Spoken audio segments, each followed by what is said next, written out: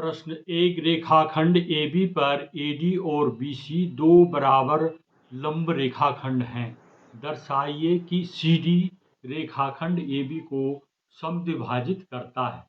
हल, त्रिभुज BOC और त्रिभुज AOD में OBC बराबर OAD, कोण BOC बराबर है कोण AOD के, और भुजा BC बराबर है भुजा AD के। ये प्रश्न में दिया है। त्रिभुज BOC इसलिए सर्वांग सम होगा त्रिभुज AOD के। ठीक है, क्यों? OB बराबर तब हो गया OA और OC बराबर हो गया OD। OA और OB ये भी बराबर हो गए, और OC और OD भी बराबर हो गए। तो त्रिभुज की तीनों भुजाएं दूसरे त्रिभुज की तीनों भुजाओं के बराबर संगत बराबर हो गए। अतः ओ रेखाखंड जो है AB और CD का मध्य बिंदु है। ठीक है, इस तरह से हो गया।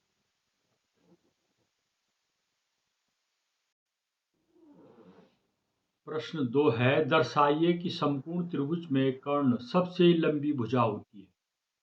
हल है इसका, माना ABC एक समकोण त्रिभुज है जिसमें कोण भी 90 अंश का है। हमें सिद्ध करना है कि कर्ण AC सबसे लंबी भुजा होती है। समकोण त्रिभुज ABC में कोण A प्लस कोण B प्लस कोण C बराबर 180 अंश होता है। त्रिभुज के तीनों अंतःकोणों का योग 180 अंश होता है। कोण A मालूम नहीं है हमको, और कोण B 90 अंश का है, और कोण C भी मालूम नहीं है, बराबर है 180। तो कोण A प्लस कोण C बराबर हो गया 180 माइनस 90। तो 180 में से 90 घटा करके 90 आ गया। कोण A प्लस कोण C बराबर 90 अंश हो गया। कोण B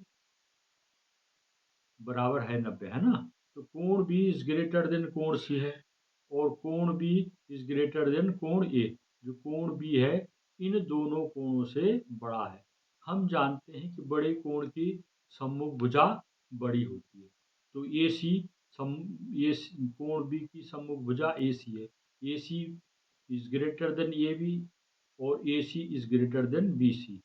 तो कोण B सबसे बड़ा होने के कारण इसकी सम्मुख भुजा AC अर्थात कर्ण सबसे बड़ी भुजा होती है। ठीक है, इस तरह से करना इसको। प्रश्न 4, प्रसार कीजिए -2x plus 3y plus 2z का होल स्क्वायर।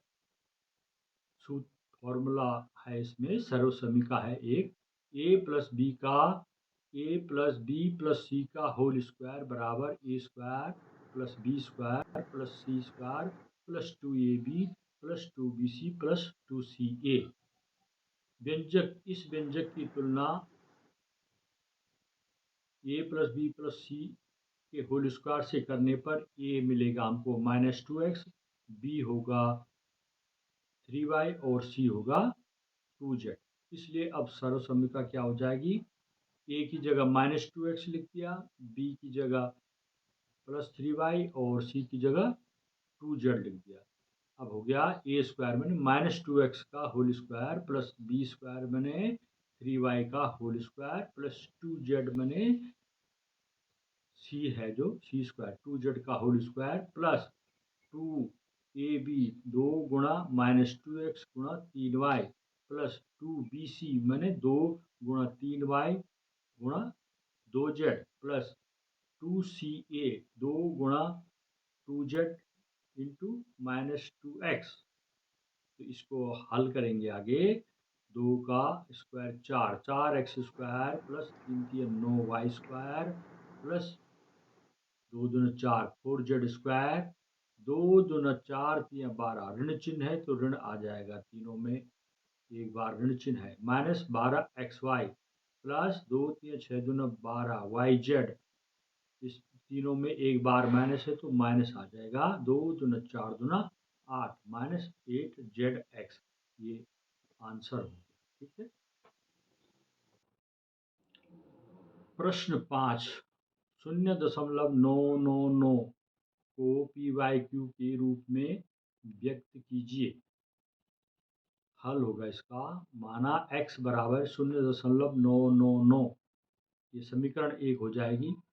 दोनों पक्षों को 10 से गुणा करने पर, 10 से गुणा करेंगे तो इधर बाएं पक्ष में हो जाएगा 10x और दाएं पक्ष में हो जाएगा 10 इंटू 0.999, तो 10x हुआ। इधर भी गुणा करके 0.1 स्थान दाहिनी ओर खिसक जाएगा, 9.999 हो जाएगा। इसको समीकरण 2 लिखेंगे।